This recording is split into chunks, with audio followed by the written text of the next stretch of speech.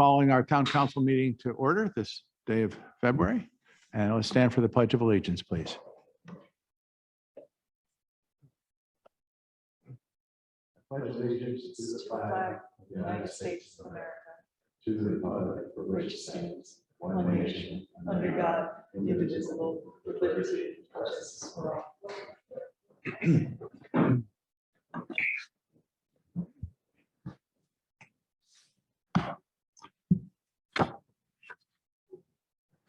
We are a group of 4 council members tonight because Joel Rubin has come down with COVID. Had hoped that he'd be able to participate virtually, but feels so badly that he's just taken to bed and will not be with us tonight. And that'll cause some change in our agenda in one of the items, but we'll certainly proceed with everything else that we're planned. But I'll start off asking Irene, our treasurer, for the January report, please. Thank you, Mayor. So we are just starting February, obviously. Some good news to report here. So up until this point, we've received about 64% of our expected operating revenue and spent about 48% of our budgeted operated expenses. On the revenue side, you may recall in December, I talked about the November distribution where the town effectively takes that November distribution and through a spreadsheet that's been kind of formulated over the years, determine what the expected revenue is for the rest of the fiscal year. At the time, the state had said that the distributions for November, are taking into account that there are some late filers and, therefore other distributions in other months will be a little volatile. So sure enough, we were expecting per the November distribution, a January distribution of $149,000, but we received $500,000, almost $500,000.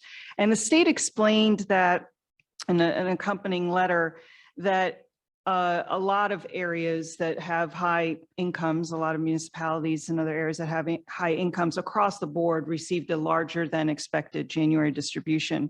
Taking into account not only late payments, but now that personnel are returning back post-COVID to kind of check up on people and tax payments and whether they're kind of not delinquent but behind, and all that's starting to get straightened out, therefore more revenue is coming in.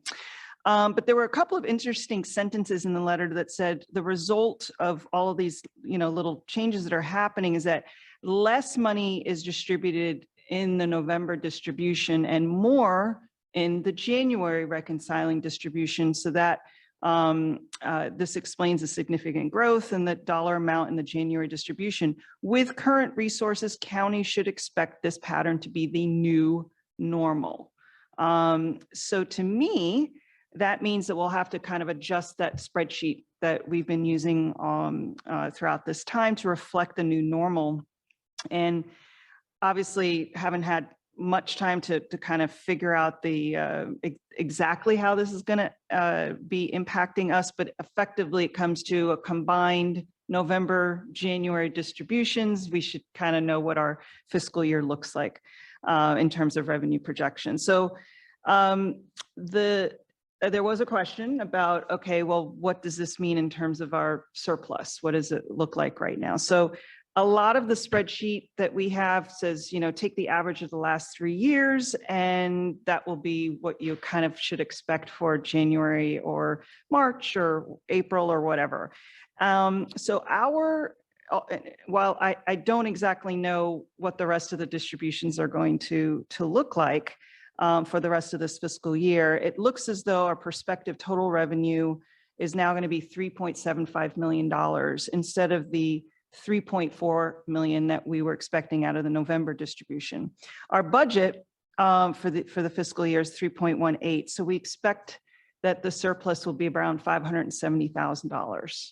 So several hundred thousand more than we had thought it would be. Several hundred thousand more. On the expense side, because you saw that or heard that it was only 48% of budget expenses, Obviously, we haven't had as many snowstorms, ice storms, can, keep knocking on wood there, which obviously impacts, budget, in a positive way. So far, that's been great. And we haven't spent as much in terms of professional services or landscaping services. So that's kind of the differential there. So I finally wanted to say I've met with Todd, our town manager, to discuss next year's proposed budget. So we've gone over that, and over the next weeks and months, we'll, as a council, go over our suggestions for that. So Okay, that's good. it. Thank you. Todd, is there anything to add to that? Well, good news. You're muted, Todd. Sorry. No, nothing else to add other than just to note that you've seen the increase in our interest income on the general fund. In the second quarter of last year, we were generating about 0.1% interest, and now in the second quarter of this year, or of FY23, we're generating about 3.2. So we should be right. Interest income on that account. Thank you. Should we take up the matter of the revenue adjustment for the ARPA funds? Do you wish to do that this time? Sure, I'll do that now. Thank you. As the council discussed and agreed to at its December meeting, the town will expend its ARPA funds. The town council had previously agreed to take the standard allowance of the ARPA funds for the provision of government services. And as discussed at the December meeting, procedurally discussed this December meeting, the council agreed to expend the ARPA funds in each fiscal year from FY23, the current fiscal year, through FY26 for the provision of government services. And to implement this and to ease the administration and use of the ARPA funds, the council agreed to a schedule for these expenditures over the next, including this year, for 4 fiscal years. And I would like to ask council to approve an amendment for the FY23 budget to add a revenue line item for $700,000. And in subsequent fiscal years, I'll also add a revenue line item until we have fully defeased that grant. I confirm with our auditor that this is the proper means to show the proposed expenditure of these funds in any fiscal year, as the funds are currently in a liability account until they're spent. So we'll show them being pulled in tranches over the next 4 fiscal years under a certain limit, which is $750,000, which triggers a single audit requirement. So they'll be pulled in at $700,000 over 3 fiscal years, and then the remainder will be defeased in the last fiscal year of 26. Each April, I'll report to the Treasury that we've spent the money on obligations that equal $700,000. And we have the flexibility to decide in any given year what contracts or obligations are funded with grant monies. Ron and I have been having some discussions about contracts and whether they meet certain federal procurement guidelines, which they must in order to apply ARPA funds toward them. But essentially, when the council approved the standard allowance for the provision of government services, effectively or essentially any operating expenditure, as long as it meets the ARPA guidelines, can be used to justify the ARPA fund expenditure on those services or programs. So in effect, I'm asking the council to approve a $700,000 line item in the revenue budget for this fiscal year, and I will show that in successive fiscal years when you discuss and approve the budget in each of those out years. Before we go further, I want to make a statement about this for the benefit of our residents who are listening. We should be clear, first of all, that we have now already received the ARPA money. It's cash in the bank. We've already have it. And what we're really talking about, and the way I personally have looked at this, is a means for us to gain flexibility in the use of the money and the time frame over which we can use the money. Because by applying it this way to pay for government services, we'll basically be augmenting our town reserves, and town reserves are completely in our control as to when and how we wish to use them. It does not change, and again, I'm just speaking personally as one council member here, but does not change my personal view that we should ultimately be finding means to use this money in how we actually spend it, even if it's drawn from our reserves, for the underlying intended purposes of the ARPA money when it was granted. And so where it ultimately goes could still, and I hope will be, for infrastructure improvements and potentially associated with the parks development or some other things that we think are valuable in the area. But what we're doing in the resolution that Todd is asking us to approve is really focused on easing the administration of how that money is handled. It is not actually dictating the ultimate way in which that money is spent. And I just want to make that clarification for benefit of everybody who's listening. With that, is there any comment or discussion about the resolution? Is there would someone be willing to make it? So move. Second? Second. All in favor? Aye. Okay. Great. Thank you. Thank you, Todd. And thank you, Ron, for helping work that through. That's good. Okay. Town managers report. Thanks. I'll briefly review staff activities over the last month. In addition to assisting with several major projects, including, of course, our Chevy Chase rezoning and Farm Women's Market Parks Development Project, both of which will be discussed tonight. Staff also continued to manage Zimmerman Park redevelopment, which was discussed earlier this evening, as well as Copeland Run improvements. We also communicated with Montgomery County Department of Transportation regarding storm drain installation, which they had promised to alleviate certain drainage problems at the intersection of Oak Ridge and Thornapple and Maple and Thornapple, as well as their continued storm drain maintenance. If you recall, they did the first phase of the maintenance pre-leaf collection season, and we asked them when they would be returning to complete the last phase of the cleaning and maintenance of the storm drains.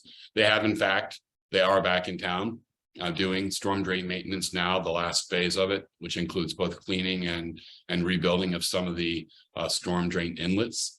And with respect to the new storm drain installations at Oak Ridge and Thornapple and Maple and Thornapple, we've just recently heard through the Drainage Assistance Request Program that they have two upcoming meetings, one internal to discuss their construction queue and one with their contractor to discuss crew availability. But they're going to contact us after these two upcoming meetings, probably within a week or two, to give us a general time frame for the installation of those new inlets. I'm sorry, they're going to expand the inlets at Thornapple Sump? They're adding two new inlets at Thornapple, at Oak Ridge and Thornapple, and at Maple and Thornapple to increase the capacity for water to be put into the system so as not to flood the road, hopefully as seriously as it was in past storms. That's terrific. That's very good news. Good. Thank you. Communicated based on some communications with residents. I've communicated with the Maryland Transit Administration and its subsidiaries regarding some issues regarding retaining wall and noise wall heights along the Purple Line alignment adjacent to the town. We'll be discussing the results of what was discussed at least at last night's community advisory team meeting for the Bethesda Chevy Chase area Purple Line segment later this evening. We scheduled a site survey of Rosemary Triangle in anticipation of possible improvements there, as was discussed and agreed or approved by the council at last month's meeting. As Irene indicated, we met with her to discuss the FY24 budget. We also staff met with Irene to discuss town tree planting and protection policies. Staff has discussed and had some initial discussions, and it's actually done some significant amount of research into options for the investment of town funds rather than in the Montgomery County investment pool. And more is to come on that. I won't go into too many details tonight, but I'll be having a conversation with Irene soon about how we present this information to the council so that it just can be made as to what options are available and what's the best option to pursue. We deployed mobile radar speedboard on West Avenue, and John Lloyd we actually took it out of dark mode and illuminated it. And I believe we should have received an email from John today giving you some initial data, collected data that shows the effectiveness, at least in the short term, of that device. We also prepared for the installation of 2 new LED signs on westbound Stanford at East and on eastbound Leland at East. And John has also put in an order for the 4 new LED stop signs that the council approved at last month's meeting as well. Good. We are planning, John is planning to meet with our contractor to discuss the second phase of town office improvements. I won't get into the scope of those right now, but I will inform the council of those by email. We did approve the final design of the website. And I was going to show you a screenshot of it, but I don't have it up right now, and I'm not going to take the time to do it, but I will share that with you so you can see where we are in the process. But we've approved the final redesign, and it should be hopefully deployed, hopefully live within a month or so. Wow, great. Awesome. Good. Staff attended an NLC grant workshop. John attended that for me, and also attended a county hazard mitigation plan meeting, because the county's hazard mitigation plan is coming up for renewal, and we're a part of that. We signed on to that for purposes of insurance and FEMA coverage, et cetera. And that's all I had to report this evening, unless there are any questions. Copeland Run, what's the schedule for Copeland Run's improvements? Dave, you want to take that for me? Yeah, I guess we submitted the joint permit application that we discussed, 3 weeks ago at the last meeting. And we have not yet heard back. So it's just sort of pending that review and approval. All right. So you hope we'll wait and see. You'll be able to undertake that work this spring. That's still the goal. That's the goal. Sort of depends on contractor availability and just how quickly the Maryland Department of the Environment and the federal government get back to us with comments and if they require any modifications. Okay. And also, we know that Trevor is moving on. So we will need a new assistant at our front desk. Oh, you're on mute. You're on mute, Todd. Sorry, yes, we know that Trevor is leaving. He's found another job. His last day will be February 17th. And I've made some outreach to some organizations and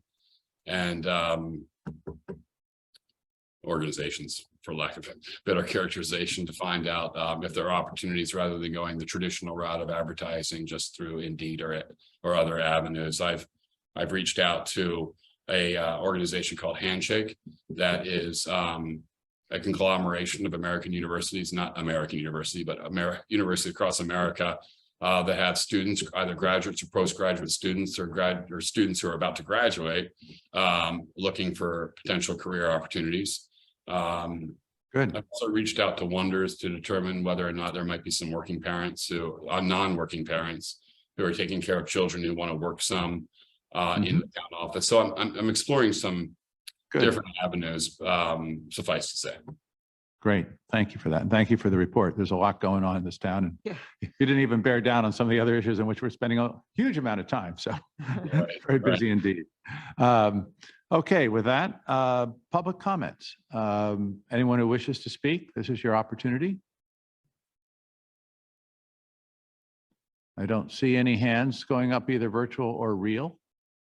So I assume everyone's in listening mode, but I just want to make sure if there's any comments, we have a chance to hear them.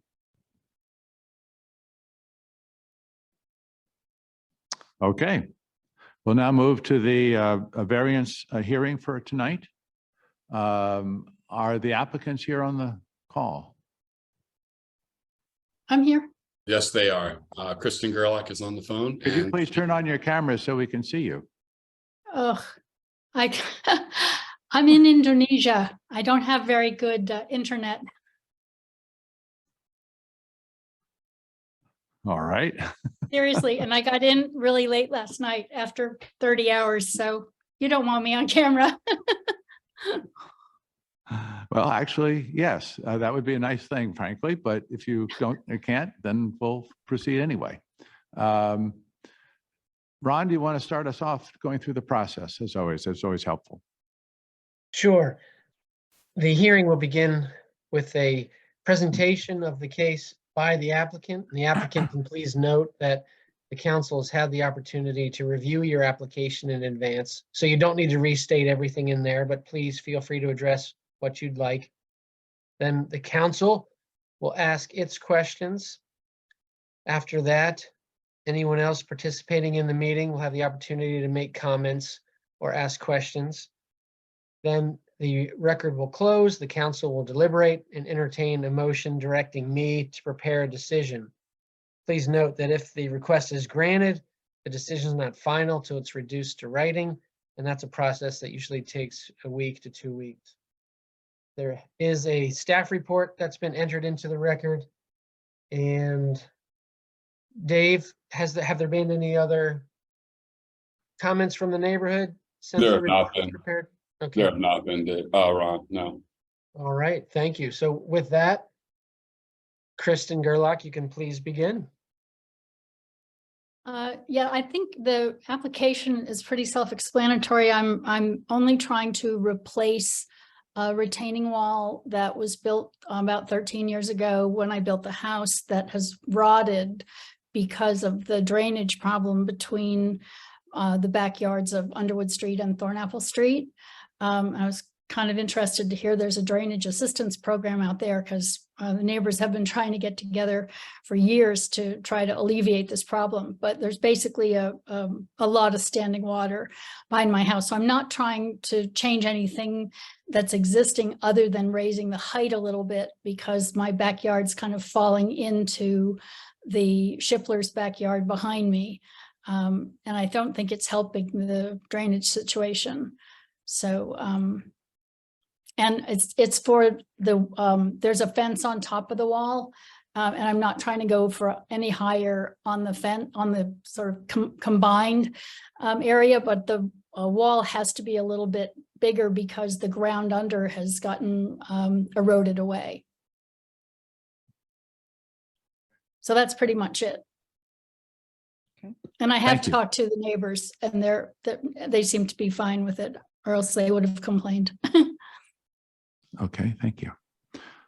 Any questions from my colleagues? I don't have any. Joy? I don't have any questions. Okay, thank you. All right, let me turn it over to residents. Are there any questions or comments from any residents?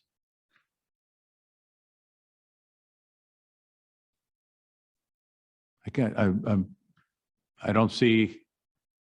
Can you change the screen so we can see the? There we go. Okay. I don't I see. don't any. No comment. Okay, very good. All right, then I turn it back for discussion among my colleagues. Any comments? Anything else that people wish to say? I don't have any problem with this variance. Okay. Do I hear a motion then? I move we approve the variance. Is there a second? I second. Okay, all in favor? Aye. Aye. All right. So you now have you can go ahead and build the wall. Once it's reduced to writing. Once it's in writing, yes, I listened to it. Thank you all very much. I really appreciate it. Not only in writing, it's reduced to writing. Okay, all right. All right, yes, I will wait, and I thank you all very much. Okay, you're very welcome. All right, bye. You were right on track again.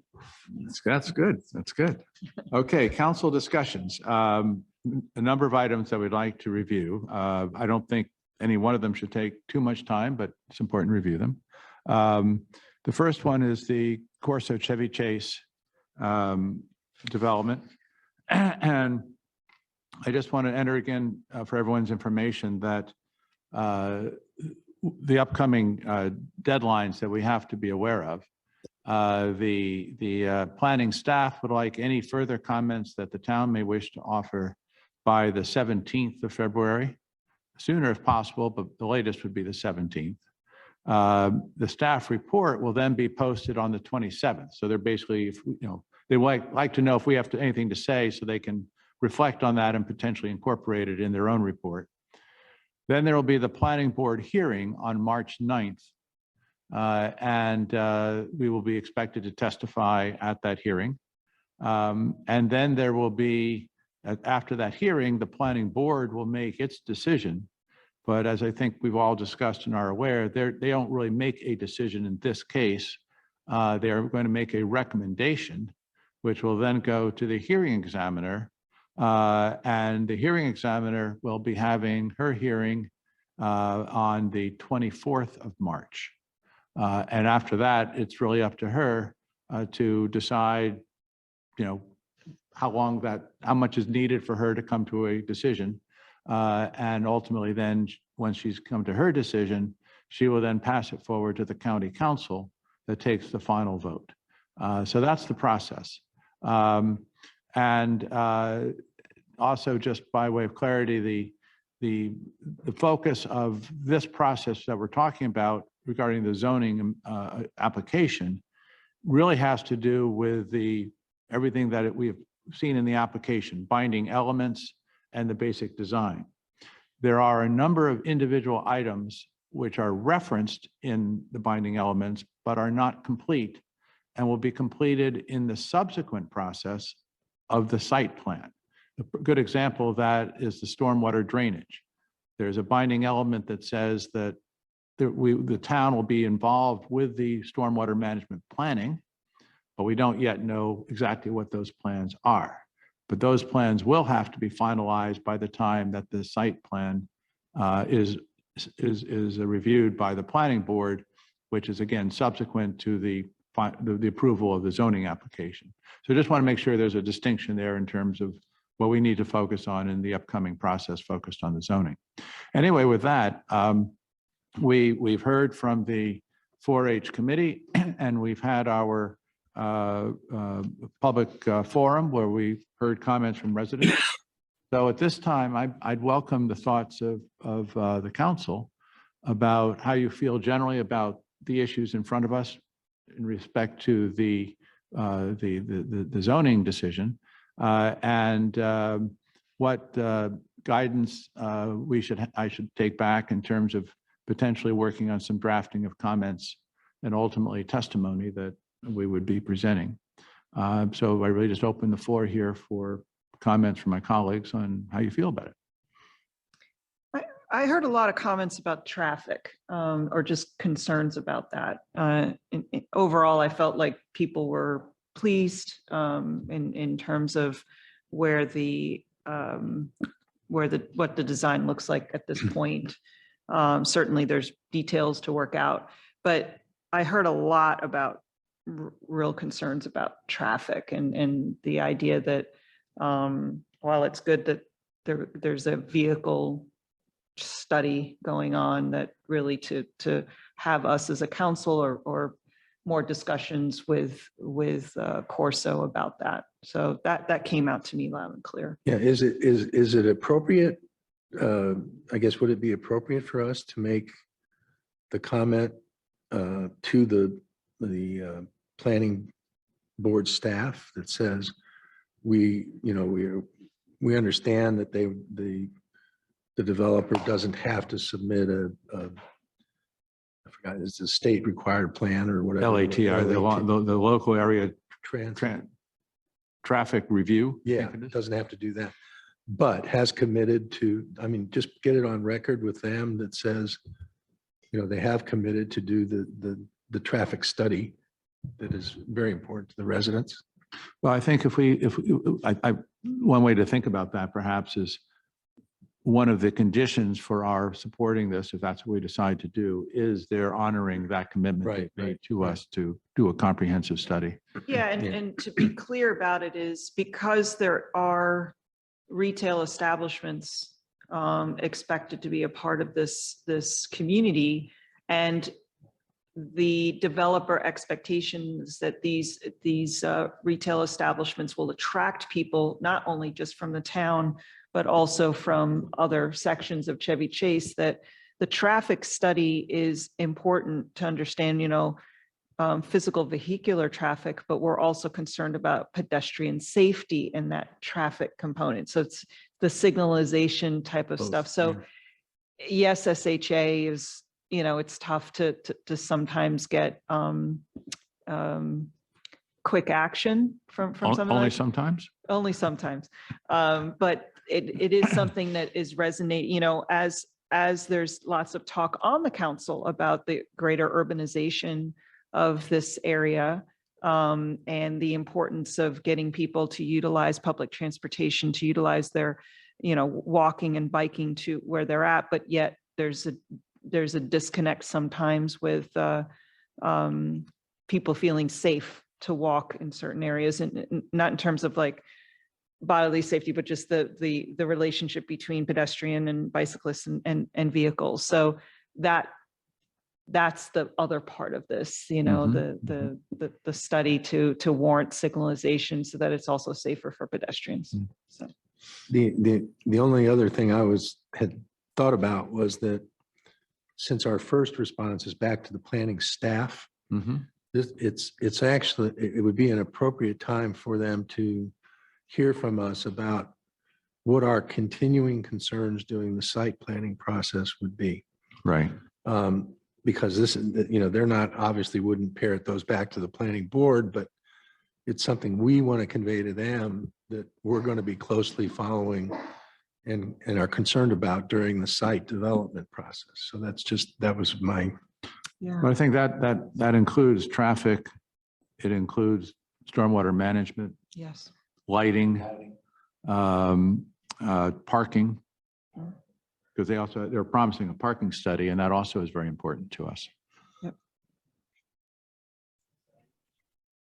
I'm sorry. Barney, can I ask also, what is the, so once the county council votes on the final LMA,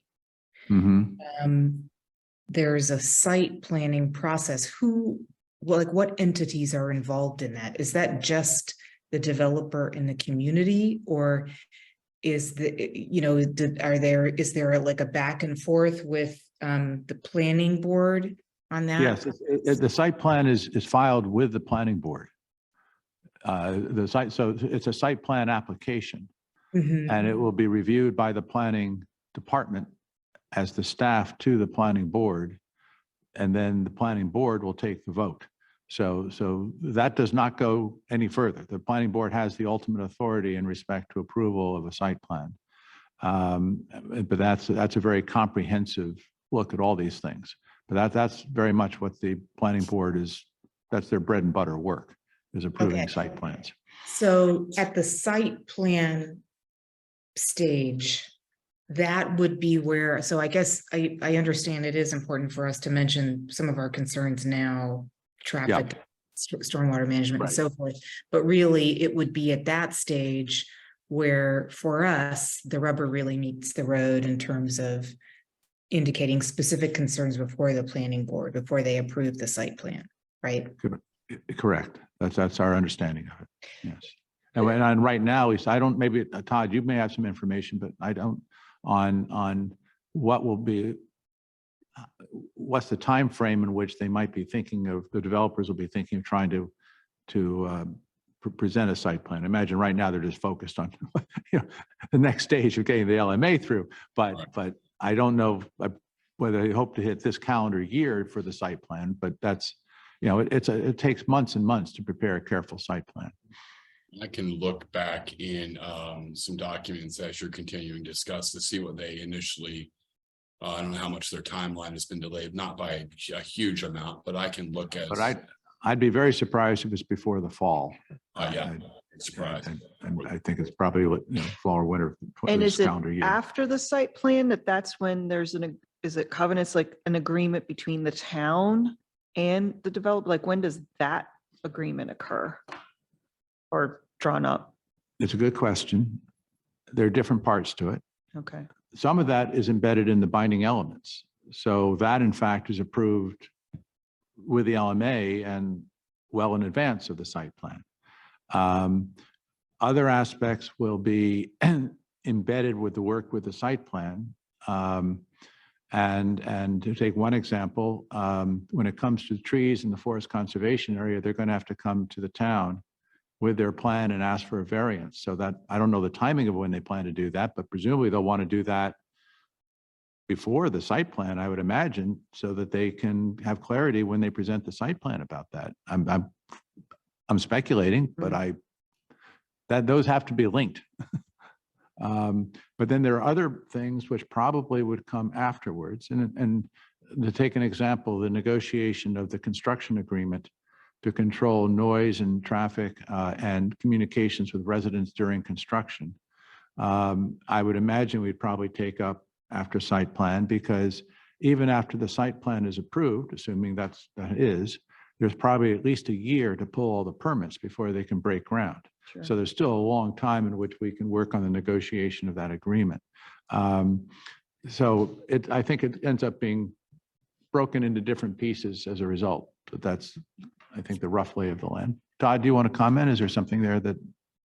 No, I think you have it right. I think that's exactly right. I think anything that we do with respect to, after site plan comes, after approval of site plans comes permitting.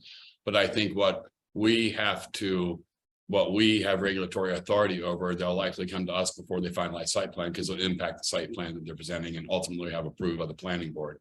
But we will likely need to work with Bob to understand exactly the timing for all of these elements and when they're best initiated. And so we'll have to circle back. I think you're a good question, Irene, when we, the right point over the next few months, when we can set out this timeline looking further ahead. If we come to the point of saying, okay, let's say we're basically supportive and we think this is when the decision for the element, the zoning amendment will be taken. If we, with the developer's help, if we can set out a timeline looking ahead over the next 24 months, I think that would be helpful to residents. And then within that, set out when we expect to negotiate and conclude different items. I think that'd be good for everybody to have on paper. It's a good thought. And I did find out that after LMA is approved, which was plus 10 months after September 2021, but we know when it likely will be approved. After LMA is approved, it's 16 more months to complete site plan process. 16 more months? 16, sorry, that's plus 10, plus 6, excuse me, 6. 6 more months. Yeah, that sounds more like Yeah, it. So 6. if they had approval in April, say from the county council, then it would be very end of this calendar year. That sounds about right for a site plan. It's plus 16 from the start, so it's 6 after LMA approval. Yeah. Okay. Okay. Yeah. All right. Other comments? So I guess I want to get a consensus here. We basically feel that the changes they made in request to our very strong statement on the need to cut down the heights, is that basically something that we feel now they've adequately responded to? I guess that's the core question we have here. Yes. Yes. So, okay. All right. The one other thing I want to mention, the 4-H committee did say that they also approved and thought that the developers had made very significant strides in these latest designs and felt very good about bringing down the heights. They did have a recommendation, as you may recall, that they felt that on the wing of the building and the northwest side, that the developers did do what we asked for by cutting out a floor, but the way they did it wasn't all that substantial. They basically lowered the roof line by something like 6 or 7 feet and knocked out a few apartments that would otherwise have been sort of on what I would call the mansard roof line. Okay. And they asked the question, which is, they said, look, what you now have is, if you're on Thornapple and you're looking at the structure, you now have the wing that's closer to Connecticut, that's 5 stories, and the one that's next to the Harper residence, that's 4 stories. It's a little asymmetric and the height isn't very different. Do we consider whether we really think that it's important for them to keep the lower height that they've offered in this latest version? So I wanted to please ventilate that thought. I don't know if people feel about that. I think they felt it was more aesthetics. There wasn't any, real benefit or they weren't critical of what they did. They just thought the aesthetics of it weren't. If they went back to the original, it would be fine. But I don't know whether we should go back to that, to them and say, hey. Nor do we know how the nearby resident, Right. We haven't heard. they haven't provided any comment on it. Right. So, Yeah. which means that they like it or Right. they didn't know that there, that it really was not that much of a difference. So that it might be helpful to understand what their thoughts are. Well, I think they told the last, I think, if I'm correct, the people who own that property there didn't object to the original. Yeah, but I think what I've learned in this business over the years is if people don't say anything, they're usually okay with it. But if they're concerned, they'll speak up. Yeah, yeah. But I don't know. I want to make sure. Joy, do you have any thoughts about this? I don't, I mean, I guess my only question would be, is if we ask them to make a further change, what is that going to do to, I mean, it's like a whack-a-mole thing, right? Like, in terms of density. And so where, if they have to take out units at that point, where are they going to put units? And would that, not be favorable to somebody else in another side of the property? Just to be clear, I think what the 4-H committee was thinking was maybe it was okay to let some units go back onto that corner. Go to the original. But Yeah. I have to, Rich has raised something which I'm sort of in my mind, which is I think we made a very important point here that we cared about that corner bringing down the height, and they've done it somewhat. We may not be entirely happy, but they've done something. And I think when we push them to push down that height, we effectively were saying we're okay with asymmetry, because obviously we weren't asking them to push down the wing that's closer to Connecticut. So we knew that there'd be some asymmetry. So I think it's a little bit odd for us at this point to suddenly say, whoa, well, actually now we're concerned about asymmetry. I mean, I think this is one of those issues where it's not compelling, and it's better for us to just leave it and say thank you and move on. But that's my view. Okay. I agree. Agree. Yeah, okay. All right, well then, with your permission, I will take a crack working with Todd and drafting up some comments along the lines of basically being in favor of this plan, but noting the issues that we will be monitoring carefully and things that are very important to us. I think we certainly want to cite the issues that all of you have mentioned, cite their agreement that they're, which Grant has said to Todd, that they know they have to come to the town for a variance for our tree ordinance. So we want to put that in our comments. So that's on the record as something which they have to comply with. I think it's way to think about it is that both these studies, the parking and the traffic, are to us part and parcel of our support, i.e. if those studies are not done seriously, then that can undermine our willingness to support their application. So to some degree, we're holding their feet to the fire to make sure the studies are done. I don't know if it's not done seriously, because they've hired a professional firm to do these studies. Now, we may quibble with the underlying methodology that this professional firm might be utilizing, but I feel that a sentiment along the lines of with the emphasis on urbanization should also be an emphasis on safety, and utilizing old methodologies for vehicular numbers and the allowance of collisions, and how they if it's one collision per 6 months, it's not a big, you know what I mean? But if it gets up to 5, then they start paying attention.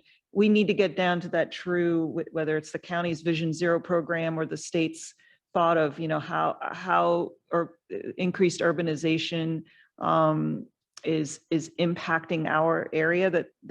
I feel like that's more, I'm not making sense, but I feel like that's more of the sentiment versus you need to take that traffic analysis seriously, because they are taking it serious. Okay. It's just the company I they've think hired is I get old. the spirit of that. Okay. Okay, thank you.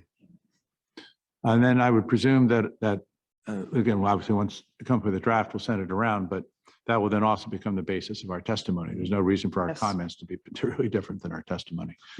Okay, well, that's great. Thank you. This is a long process, but I think a lot of good progress, and again, appreciate all the work of the committee and appreciate the involvement of the residents, one of whom is here tonight. It's always nice to see someone in person. So with that, I move on to the Farm Women's Market. There's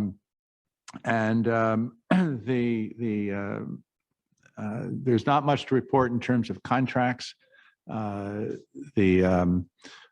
county and the Parks Department are awaiting the draft agreement from the developers in which they're going to set out the process for submitting invoices and being reimbursed. And the county and the Parks Department want to see that before they can come to us and say what the process is for us to put in our amount of money to them so that they can make those payments back to the developers. So we're sort of waiting for that step to take place. So we don't have any further progress yet on those contracts. As we've said at our last meeting, we have been alerted that there are some substantial cost overruns on the utilities, and we're looking to see how that can be cut back. We have told the developers we want to see an estimate for what we could save if we do not underground the wires on 46th Street. They will ask their consultant to come up with that number.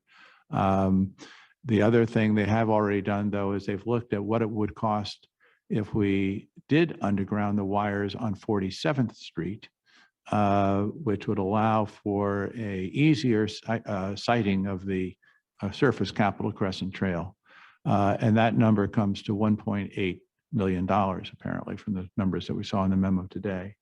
We'll have to see, whether that can be covered. But again, to be very clear, that's not part of the parks project. That's separate, but simply saying that undergrounding should all be done at once. So we should think about that issue separately. And there's a thought of trying to obtain some additional state aid. Maybe we can for that. The developers think they may be able to. We'll find out. I have spoken to Delegate Solomon, and Todd has followed up with his Chief of Staff, Eden, about trying to clarify what the requirements would be for us to use the state money that's been allocated to the town. And all we have right now at the moment is he's working on it, but he really is. It's not easy to sort out. He's been in touch with the Department of General Services, and in particular, he's engaged a fellow named Silverman. Matt Keith, Matthew Klein, who is the counsel to the State Assembly, who focuses on all matters regarding capital budgeting. And so Matt Klein has now been engaged and is working with the Department of General Services to try to figure out exactly what the requirements are for us to be able to draw the $500,000 that was appropriated last fiscal year. And by the way, we have heard that the $500,000 that was pre-authorized last year is in the budget for FY24. So we should expect that pre-authorization to be turned into an appropriation. But we still have to know that the means or the channel that they've chosen to give us the money, this bonding program, does have the flexibility for us to use the money without requiring a whole bunch of requirements on the project itself that would be onerous. So net is our delegate, but Delegate Solomon is taking it seriously, working with his council. We hope we'll hear shortly what what he says. There could still be the need for us to find a plan B if it turns out that using the money this particular channel is too onerous. But it sounds like since they've got the council to the committee, the appropriations committee involved in it for those capital projects, that if something did occur that between GSA and that needed legislative fix, they could probably roll it into the 24 budget process. No? All those are all good thoughts and options. We're just right now finding if we have to go that route. Yeah. That's right. Yeah. The other one is that we can ask for waivers from the Department of Public Works, Board of Public Works, but we have to know that that board has the authority to grant the waivers on the subjects that we would wish them to grant the waivers on. And we don't know that yet. So there's still a lot of uncertainty about it, but we're working the traps. On the other hand, when all that's somewhat frustrating, parks and the developers have made headway in terms of planning a charrette process. And Todd has been helpful in in getting this agreement on timing and date. So it is now set for March 15th at 6:30 p.m. And it will be in the social hall of the Lawton Center there instead of the town hall here, because what they envision is a general presentation, but then a series of separate tables where residents can go and talk about specific issues. And we need more space to handle that. It is not they very much agreed that they wanted a charrette meeting in the town, but it is not open only to town residents. It is a general public meeting. By the same token, there's going to be a meeting the next night, the 16th, at BCC, which is going to be open to everybody and also including town residents too. So they can go to, we can't get to one and get to the other. But in any event, this is where they will be presenting a concept, and they feel strongly, and I think, Irene, you've been on these calls, you agree with me that it's important that residents see something, not just a blank piece of paper saying, what do you want? There's got to be something residents can react to. So that's what is currently being cooked up and what will be presented and which residents can then respond to.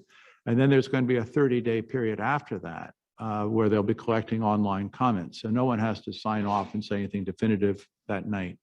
So anyway, we're all very pleased that this is real concrete headway in terms of real soliciting community input. And I think we're all going to feel better when we feel like we know and have a much better idea of what truly will be the features on these two parks and how they'll integrate with Elm Street Park. After all, that's really what we care about. And so seeing headway on that, I think is great. Great. Irene, you've been on these calls. Is there anything else that we need to? You've covered it all. Okay. Thank you. Todd, is there anything else that we need to mention here? No, nothing else, Barney. I can't think of anything else, and he covered it all. Okay. Purple Line update. Let's see, Todd and I, who was on the call? Irene was, okay. Irene, why don't you report on the Purple Line? Well, so the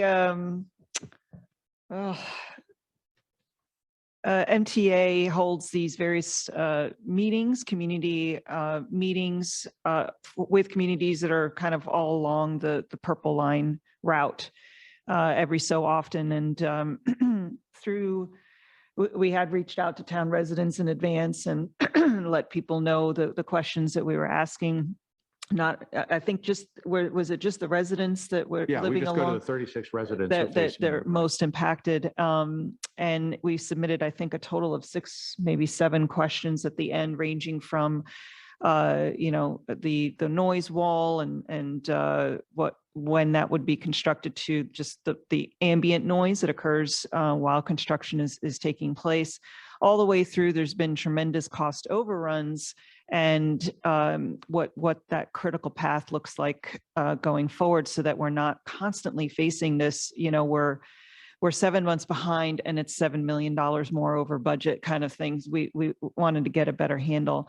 I would say that I would characterize last night's meeting as an effort to be able to say, for MTA to be able to say, we've received your questions. But I don't necessarily think that we got this level of specificity on the answers that we were looking for in terms of, what is that process going to look like? How are we assuring along the way? What are the checkpoints so that if there are cost overruns, we know them earlier rather than later. And if there are timeline extensions, we know them earlier rather than later. We asked a question, for example, since there's an additional at least 7 months delay, could the Capitol Crescent Trail open that had been closed down so people can bike and walk through? And citing safety issues, they basically kind of said no. So I'm not really sure I got a lot of information out of last Well, night's meeting. unfortunately, one question that we were asked, we did ask on behalf of residents is could they turn off the Yes. backup noise alarms? And the answer was no, they No. cannot turn those off. That's state law. I guess it is. I mean, you know, but anyway, that was actually a noise complaint. So we're gonna have to let residents know that. We also want to distribute the slide deck of what Yes. it's worth. And Todd, do you have will you be able to get that in the next day or two? Yeah, I'll try to do that. Okay, because we'd like to send that around to the residents. We ought to post it on our our website. Did they give you any indication about the construction of the noise wall along the town, about when that would be? Well, When? it's a good, very good. Here's how they like to answer questions. So the slide says upcoming work, Okay. construction of the noise wall. Okay. One might observe that upcoming is quite broad. It could mean tomorrow. It could mean next year. It could mean 2026. However, in subsequent questions, because this is one of the questions we asked, which they had not answered, we wanted to know what they were going to do in the next 6 months. What we were told in response was, well, actually, when they said upcoming, they really meant upcoming in the next 6 months. Okay. So then I said, oh, you're going to finish the noise walls in the next, oh, no. That was, but anyway. So I think we can anticipate that they will begin construction. And they have, of course, you do know the posts are there, Yeah. but they're actually, I mean, putting in the panels will happen. Yeah, I mean, I think that would be, if I was living along there, You'd like that done sooner. I would like that done sooner, Right. right? And that could And that's also help right, mitigate right. the noise of Yeah, the construction yeah, behind the yeah. wall. So. Yeah, what I found interesting, what I It's got just out of the a- conversation is that each section of the line is managed by a different person. And I guess I'm going back to my days as a project manager. I always thought it would be your job is laying down the track or putting it in, a stormwater man along the entire line. Oh, I see. No, they are organized that way. And it's not meaning you got one responsibility to make sure that is carried through appropriately throughout the. They do have an integrating contractor that does that. That Yeah, takes all those little pieces and puts them together. I mean, Okay. we were really, it was one of the things when we first met with the state and the prior group, we were concerned about that as well. How do you integrate this stuff along this thing? And they've got a process for that, but that they've got a process for it, is all I can say. Yeah. So. I'd like to ask council, I hope you permission for us to weigh in on this. There is we all seen the Sleaford Tunnel that we hope will have eventually better signalization. On the far side of that tunnel, from where we are, there's a staircase that will go right up to the Capitol Crescent Trail, and that actually will be very convenient potentially for residents living on the closer to Connecticut Avenue in the town. If they wanted to get onto that trail and go towards Silver Spring, that's probably a route they would wish. So one of the questions that was asked was, will there be any kind of way for people to get their bicycles up there? And the answer was no. No. Well, what everyone has, and there was a lot of chat box discussion about this last night. What we've all seen in any number of places we visited, and you were recently in Amsterdam, and you know how this is done. You put a little gutter on the side, and you put your bicycle in the gutter, and you walk up the stairs, and the bicycle is easily transported that way. Right? You push it. It's not difficult. But instead of saying, of course, they would do something like that, the answer was no. It's not in the plans. It's not in the drawings. It's just Wasn't in so. the specs. It was so, yeah. So if you guys concur, I would like to get in touch with East Bethesda and indicate our support to put in some sort of joint effort to try to at least get the design changed so that what is it called? A bike gutter? Is that the right, whatever it's called? They're in existence already on the trail Yes. as it goes down. They're there. Heck, you could just put a rubber strip that Anyway, gets replaced. I hope I have consensus to pursue that. Yes. Thank you. Okay. Yes, Um, please. All right. Okay. Anyway, that's the purple line. Capitol Crescent Trail Tunnel. tunnel, other than the price Well, going no, up? I think here's the issue. We do know that Andrew Friedson, our county council member, feels strongly that the county should still get this done.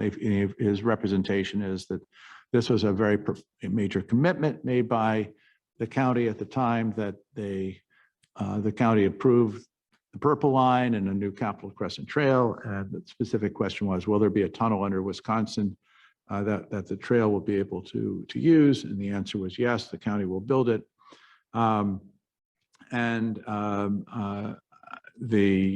We are on record as a town, as Joel pointed out in our last meeting, that we've supported this. The thought that I wanted to raise is whether we could say something to the effect that in principle or in concept, we still support the trail, but we recognize that given the cost increase, there has to be a means of finding funding that goes outside the county, that this is no longer something that the county itself is able to afford. And Todd, do you want to speak? You said there's a grant application, in fact. Yeah, it's a raise grant. Do you want to speak to that? Then? Yeah, I'm happy to. So the county reached out about a year ago initially and saying that they were applying for federal funding for kind of shoring up the funds for the Capitol Crescent Tunnel. This was a previous budget estimate of the Capitol Crescent Tunnel. We as a town wrote a letter in support of the tunnel at the time, explaining its various safety, environmental, and even business benefits. The application was turned in, and in effect, the federal government, I'm not sure, denying is too strong of a word. They came back and said, here's some ways to improve the application. So here we are a year later, and they've come back with an increased estimate or the latest estimate for the tunnel, and indicating something like out of the 69 million, 24 million would be locally funded, which is unclear where those local funds are coming from necessarily, but I digress. The rest of it would be covered by the federal government, and they've asked us for another letter of support, which effectively would be the same letter that we wrote before, but with a different date. They're very much accepting if we just put a different date, signed and off. But letter of support of the tunnel, provided that it gets funded through federal raise, funding. yeah, through the raise funding. So as we all talked about last month, where should we start to come to reality that $69 million, 70, 75, 80 million, there are ways that same money could be spent in the county that might be a little bit more effective at this time.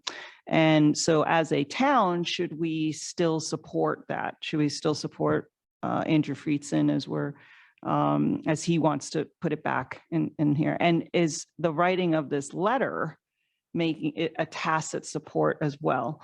But I like your clarification, Barney, where it's like, if the federal government wants to support this, that's okay, but we feel still as a town, which doesn't need to be necessarily in the letter, but as a town, to say that it would be just a county funded effort, maybe with some state funding, I'm not sure that that's the appropriate way of using it. So we're kind of want to discuss that. Did I skip anything, Todd? No, there's both, right? The Friedson interest in potentially whether we write a letter to the county councils asking them to, try to reinstate the funding in the CIP in the capital budget, or alternatively, or simultaneously writing a letter in support of the raise grant. Yeah, there's a distinction that can be made, which is you should support the grant application that the county has put in is different than supporting the tunnel. It's the tunnel itself. Yeah, I don't see why we couldn't support the county's submission of the grant, to the grant proposal to the federal government. It doesn't, if you wanted to put some words in the letter that says, if the federal funds aren't coming, then we don't support it. I don't think you need to do that. Probably in don't need to this. do that. No, yeah. you don't. So I think the issue of just supporting the county on its grant proposal to the federal government would be okay. Straightforward. Yeah, pretty Okay. straightforward. Okay, Yeah. All right, no, I'm fine with it. And that's all we have to do. Yeah. that's period. it. I wouldn't That's it. do any more. Yeah. Yeah. That gives us, I think, flexibility. It Being able to- does, yeah, to still have the Joy, is that conversations. okay with you? Yeah, that's fine. Okay.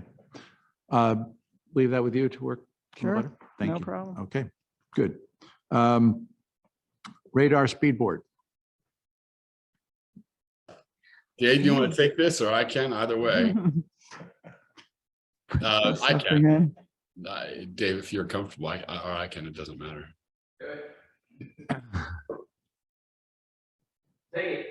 He said for you to take it. Oh, I'll Go take for it, Todd. All right.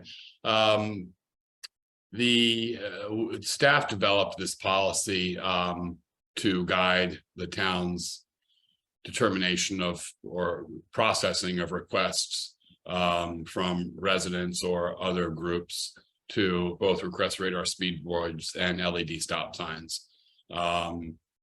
We had a radar speed board policy in place, but now since we're deploying LED stop signs, we thought we would combine the two policies and clarify it a little bit and streamline the process. Do you have the policy in front of you, or should I display it? I think we've all read it, so. Yeah, Basically, the major provisions are requests can come from petition by residents or requests adjacent to public facilities by officials in those facilities or council directed requests. A feasibility analysis would be done by staff. Council could either decide not to proceed with further consideration of the request based on factors in the feasibility analysis or tentatively approve the installation of the device pending public notification. Once public notification is provided, there would be a public hearing. And following that hearing, the council will make a final decision as to the placement of either the speed board or the LED stop sign. There are also is a process in this policy for requests for removal of the devices. It includes council consideration based on petitions by the same parties that I just noted, either residents or officials of adjacent facilities or council directed. There would be council consideration, and you could decide not to proceed with further consideration of the removal request or tentatively approve the removal pending public notification, which would then ensue, followed by a public hearing, at which time the council will determine whether or not to remove the device. That is the policy in a nutshell. Yeah, but the distinction here is that once you do the feasibility, you turn it over to the council and we tentatively approve, you make the public notification. You don't have a public hearing, you make a public notification. If there are no objections received, then we go ahead. If there are, then we do a public hearing, Correct. right? That's correct. Yeah, thanks for that clarification, Rich. I appreciate that. That is absolutely correct. That was what Rich, that was what you were most concerned with, which Yes. is we didn't automatically have a public Public hearing hearing. if it wasn't controversial. Let's just go That's ahead and do right. it. Yeah, if Those no are written the objections. If we don't receive any written objection, the town will proceed with the installation of the device. But if written objection of the approval is received, the town will schedule a public hearing. Correct. Thanks, Rich. So if someone doesn't care about safety, they can speak. That is a Okay, good clarifying point. Thank you, Rich. all right, good, thank you. So do we have to have a vote on this? Is this for this policy?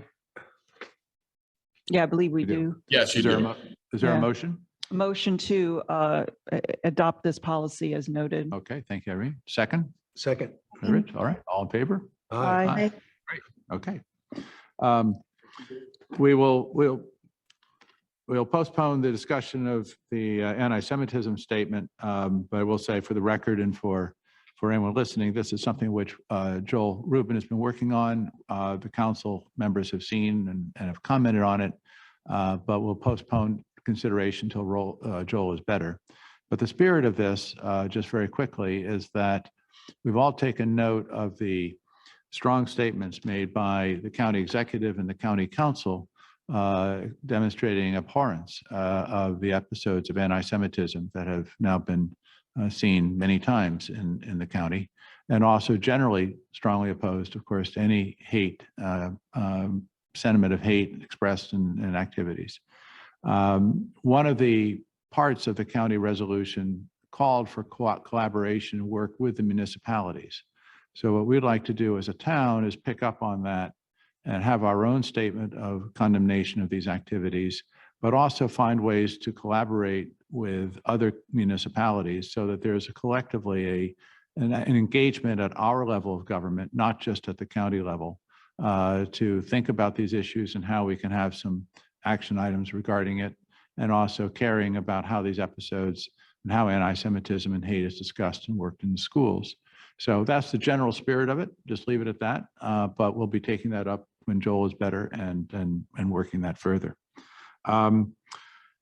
Very quickly, a couple final items. One is the testimony on the bill regarding Municipal. lighting. municipal light. Do you want to take that up, Irene? Yeah, so last year, John Lloyd, Todd, and I attended a number of online discussions regarding the ability for municipalities to purchase streetlights.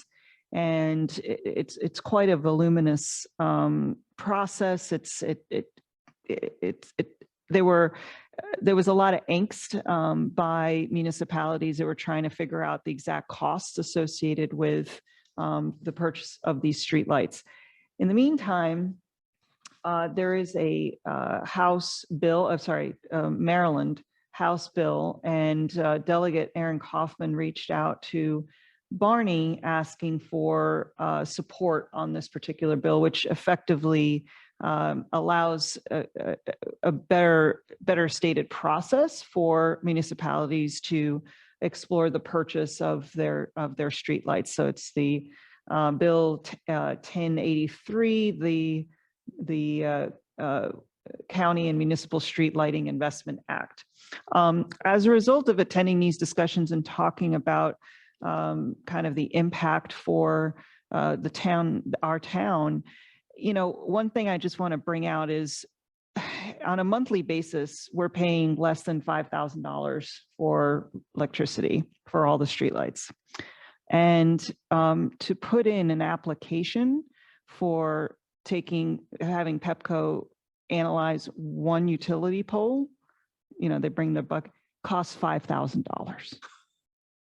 And that is just the application. That has nothing to do with the actual purchase that takes place in all the different. This is something where my recommendation is for us not to pursue this at this time.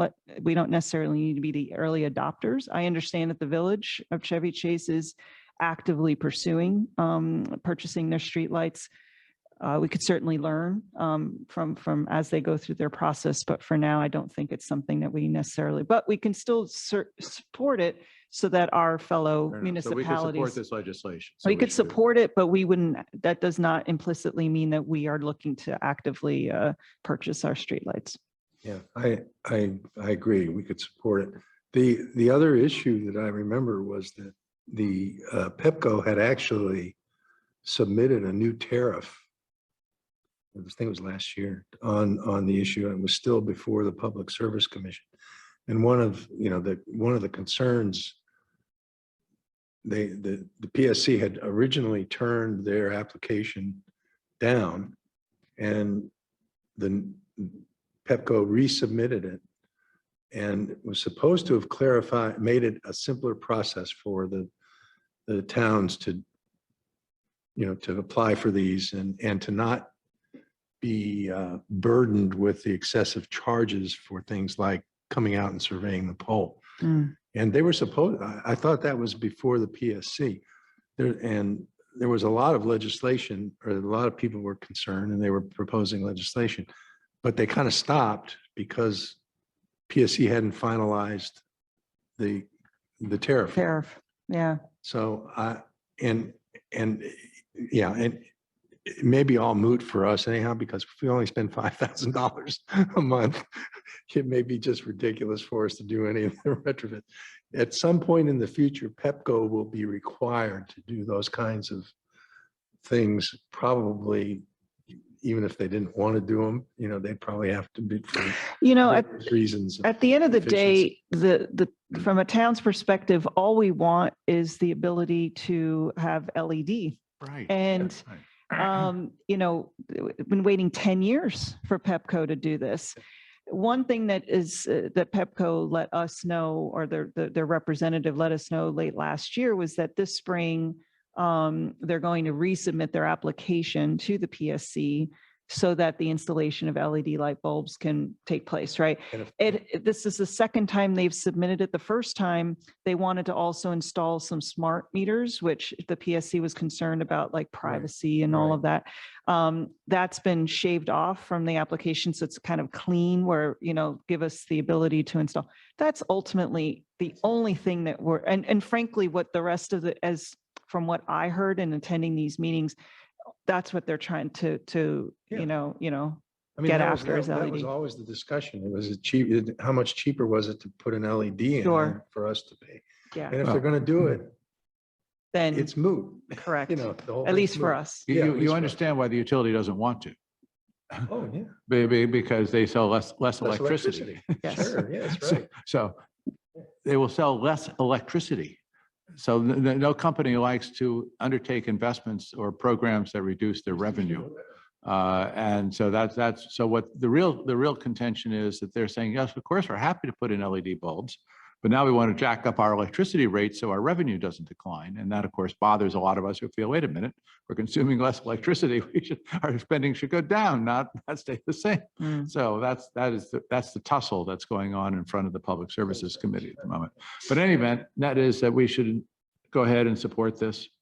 Yes, You just have to update the update the same, I think it was a couple paragraphs. and Okay, and we can send it in, and so then Yeah. that's what I should get back to Delegate To Kaufman. Delegate Kaufman. Very good. That's a consensus. That's great. Then finally, and I really bring this Joy, up- I don't know if you're, okay, sorry. You're Yes. okay with that, yes, Joy? Okay. Yes, fine. And finally, I want to bring it, the Long Range Planning Committee met on January 27th and wrote a memo to the council. And I think this is a matter of governance. It's important for us as a council to make sure that we give proper consideration to what any committee comes to us and recommends. They raised 3 points.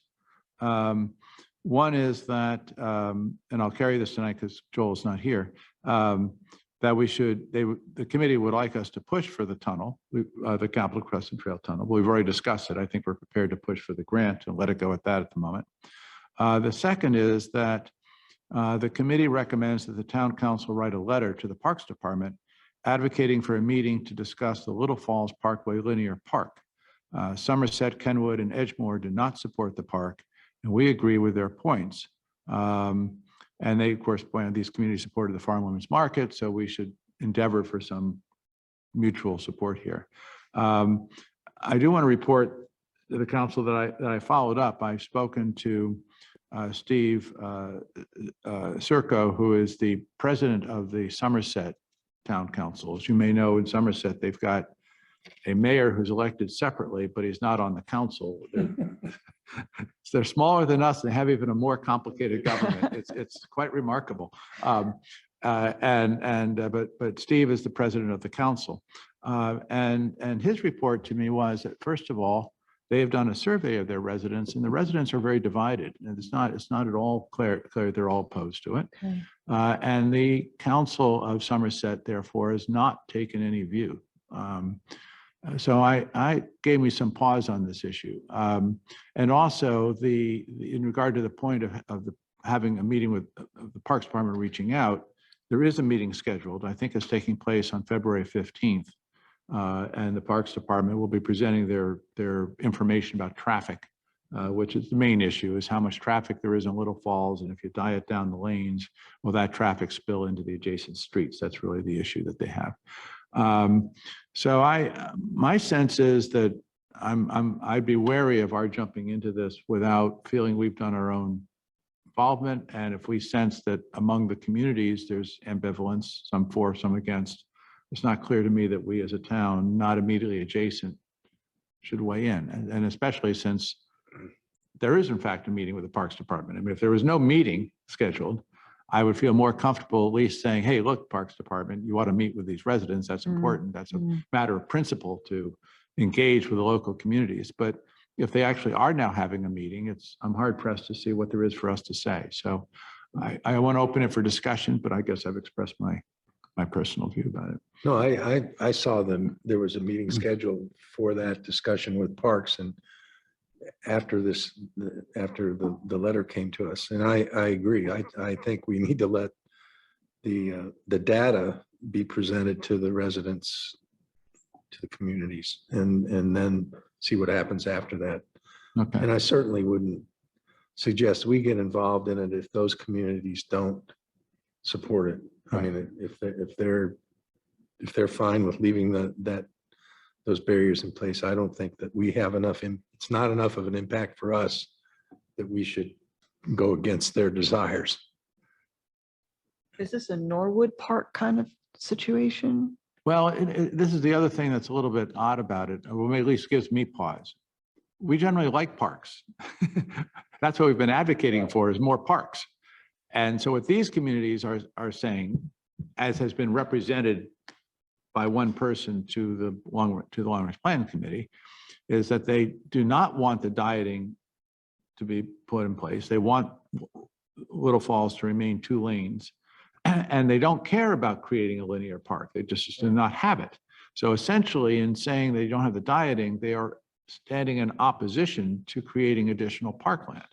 So that is also a issue which makes me feel rather odd, because our position consistently has been that Bethesda area generally doesn't have enough parkland and needs more. I would think we better have a very compelling case to go to the Parks Department and say, well, here's an example where we don't want more parkland. In fact, we're opposing it.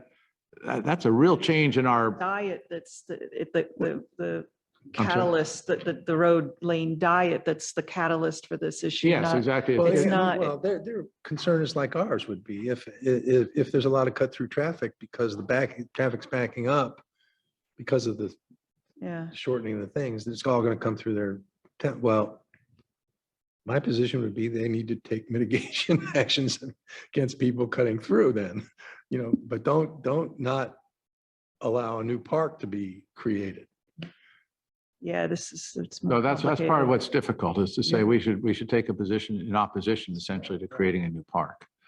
I feel it's a little bit different from how we asked for support for the Farm Women's Market Park, because we were fronting a lot of money, Right. and there was no, I'm not sure there was like controversy. The controversy was, say, at the county level, that would have rather used the land to put up more housing, right? But it wasn't controversial within the neighborhoods themselves. So, Right. But anyway. Okay. Then the third issue was that they felt that we should weigh in on the process for the selection of the new planning board members. And I wrote an email to everybody about this.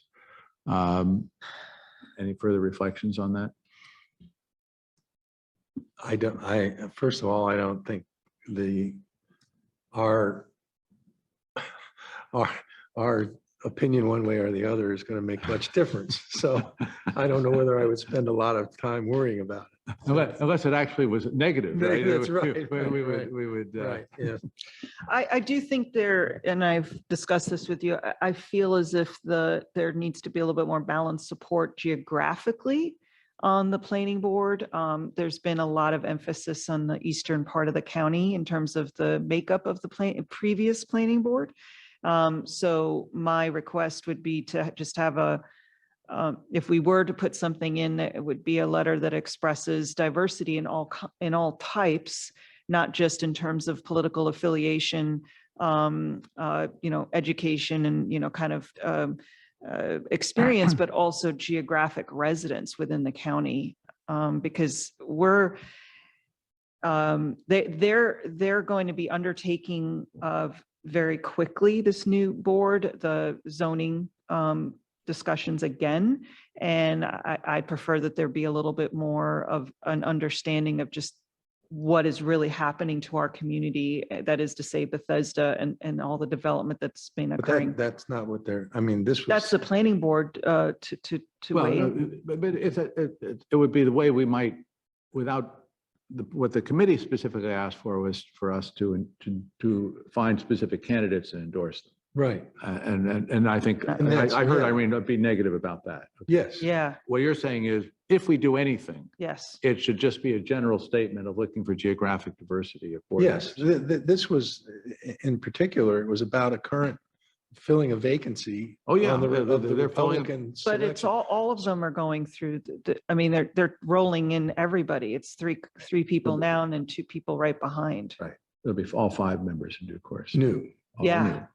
Yeah. But Yeah. this particular one was just for the endorsement of this one candidate. I don't think, I think the Oh, I request. didn't read it the that committee way. request was for us to be engaged in the process of endorsing candidates for all 5 positions. Oh, okay, all right. all right. But But I think, and Joy, do you have any, I'll make sure I get your thoughts. Yeah, I do not agree that we should be endorsing individual candidates. It just might create a conflict of interest at some point. Yeah, that's a fair point. Mhm. I feel that too. And I also, look, they're interviewing these people personally. We're not. I mean, I don't think we even have the standing to. And the interviews are public, unlike previous cycles. Right. So, yeah.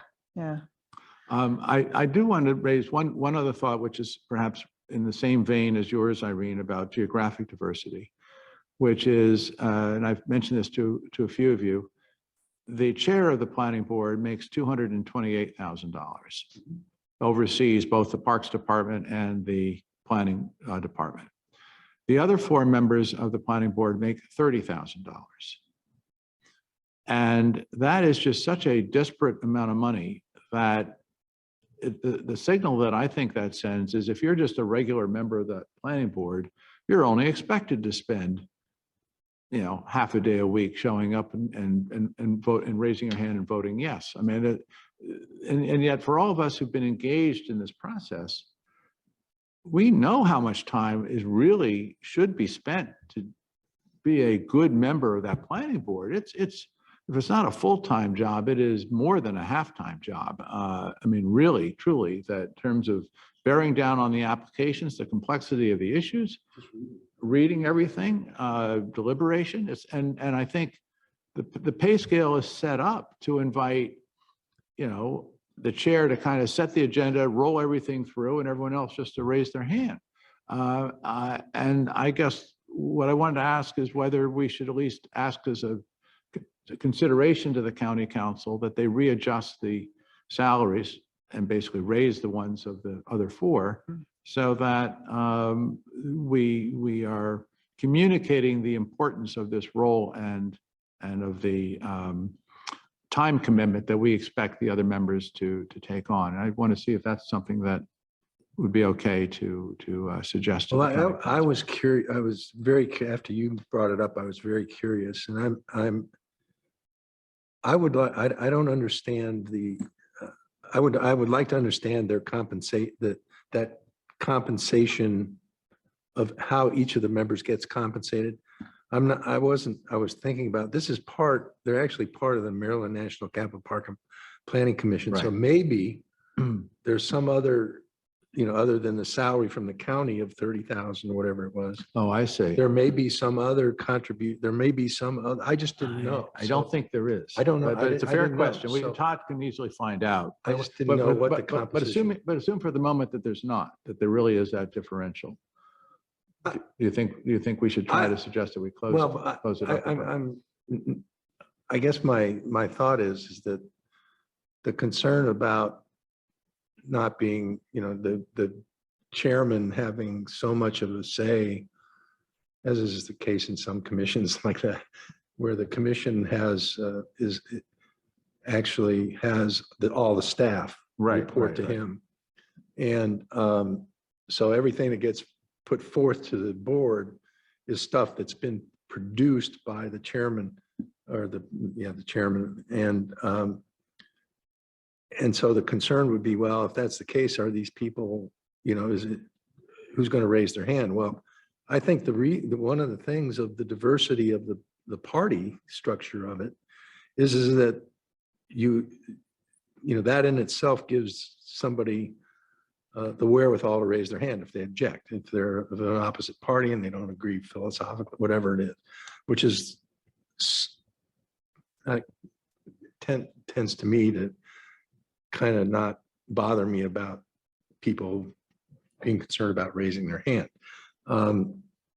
But I just don't know enough about this, how they get compensated, and I'm not sure about what their real role is in terms of their actual what they actually are required to do on the board. They've certainly made I'm just not clear about all of that, the bigger picture about what the difference is between the responsibilities of the chairman and what the responsibilities of the member is. So, it may be that the chairman has to manage the staff, has to do all the other work, and he gets $300,000 a year, and then somebody that puts in 10 hours a week gets $30,000. Well, if we looked at what our county council, what our County council gets school board- $200,000. No, yeah, I know. Right. They're very, but there are other places where that's not the case, where Like the town of Chevy Chase. like for the town of example. Chevy Chase, that's right. I, Or other places. but- So I'd like a little more information. I have, in the last year, given all of the Thrive discussions that have gone on, and the prospective ZTA, have in a remote setting, but have witnessed a lot of planning board meetings of the previous board. And there is this expectation, or was this expectation, that every member of the board equally was contributing in terms of questions and their knowledge for whatever application was in front of them. Yes, the chair controlled, the agenda, the consent agenda, the flow, answered media inquiries, the whole was the front person. But I would not say that the $30,000, whatever it is, salary truly reflected the amount of time, an appropriate amount of time that was needed to address what are really complicated questions. I mean, it's basically looking at, as we look at variances, and sometimes it can get really gnarly. That's like all day long, the entire day meeting. So I'm not as concerned about, is that 30,000 or whatever. There's something about the complexity of how Montgomery County is, the direction that they're taking, and the complexity of work that's coming in front of the planning board, that I don't know the last time there was a raise given to the rest of the planning board members, but I think that they deserve a heck of a lot more. It would introduce professionalism. I'm not disagreeing that they don't deserve a lot more. I just don't understand how who controls their compensation and how that was decided. Yep. And I think we need to know that. And there may be something that we just don't, we don't know. And, before we take a stand on going back and saying, well, let's raise their salary. All right, well, look, I'll work with Todd. I'll commit to getting you any further information we can. But if. And I'm all in favor, that's ridiculous to But it's expect ridiculous. somebody to. I think on those 2 points of geographical diversity and potentially making sure that Yeah. the general term I put it is that the way to ensure the level of engagement of all members of the board and their active involvement in their job. It's just, look for adjustments in salaries that are commensurate with the work that they actually have to carry. We don't have to, it's not our job to suggest a number. No. But just Yeah, to what say, it look, this would has to be. be reviewed because Yeah. it's part of the problem. And I think it really was, frankly. I mean, part of what when the old board fell apart, they were accusing the chair of being a dictator, and part of why it was because Yeah, he probably controls everything. Oh, yeah, not that's all everyone staff. else did what they were supposed to do. Mm, Yeah. mm. I Anyway, like the way you said the last thing. okay, then That- I'll that's work on that very good. language in that That's a very spirit. good way, yeah. Okay, very good. Yeah. All right, Joy, you okay with that? Yeah, that's fine. That's fine. Okay, is there any other business that we need to review? If not, meeting adjourned. Thank you. Thank you. Thank you very much for joining us in person.